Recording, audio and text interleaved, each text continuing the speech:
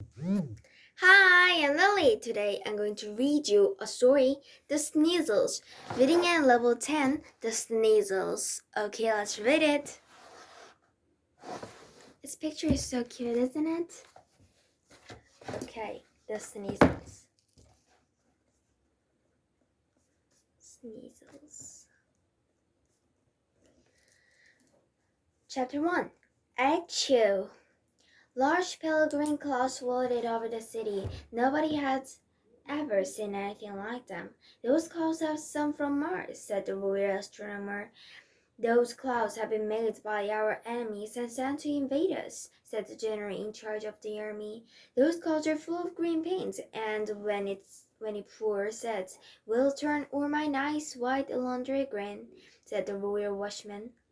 In other words, nobody knew what the clouds were. They soon found out, because the clouds began to snow big, puffy green balls.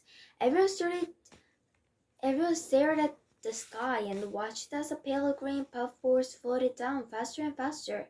As they landed, they exploded with a little piff. Out came a fine green powdery dust that drifted away.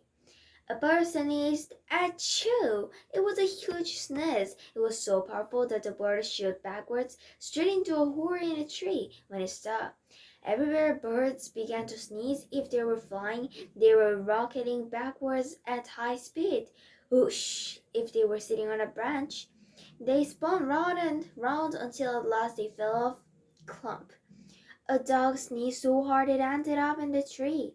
A cow sneezed and every bit of milk came shooting out of its udders like water from a water pistol. Like this. As this picture.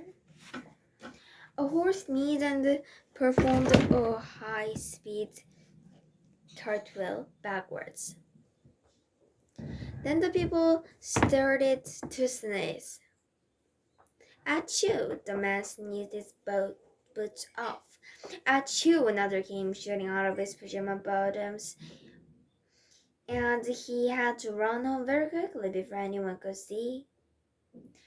Achoo! A woman shot into the air like a rocket with a dress on.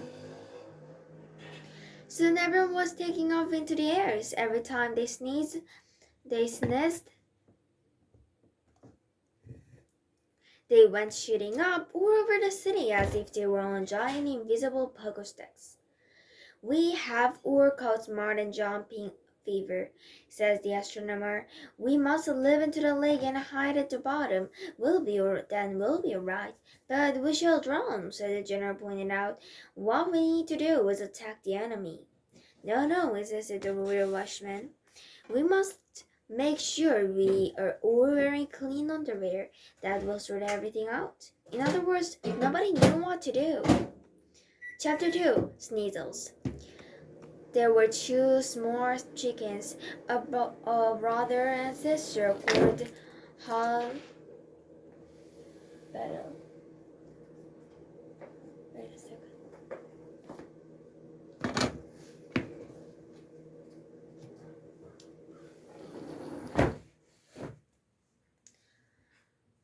Puffballs were. Sneezles, said Harry. They're sneezles. He's right, said Bella. Sneezles. He's right. Things were getting worse by the hour. The sneezes were becoming more and more powerful. Achoo, it was a chest. People began weighing themselves down with anything heavy. They tied themselves to cabinets with rope.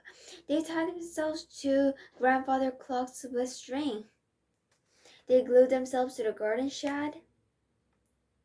If they didn't, they could find themselves stuck on top of the tall building or loaded up on a tree. The king declared a national emergency. He and his ministers started wearing gigantic iron boots. What's more, all the king's horses and all the king's men had to wear giant iron boots too. They couldn't go anywhere because the boots were too heavy, but at least when they sneezed, they only moved a little bit. There must be a cure for these sneezles, declared the king. We must build a rocket, fly to Mars, and drink a glass of water upside down, said the royal astronomer.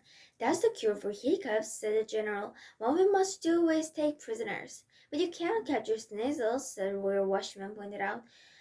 What you must do is pull everyone in washtub and hang them on the line to dry. In other words, nobody knew what the cure was. Chapter 3. Problem solved.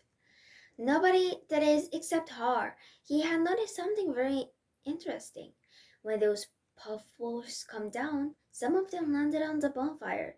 They don't go piff, they go sizzle spot.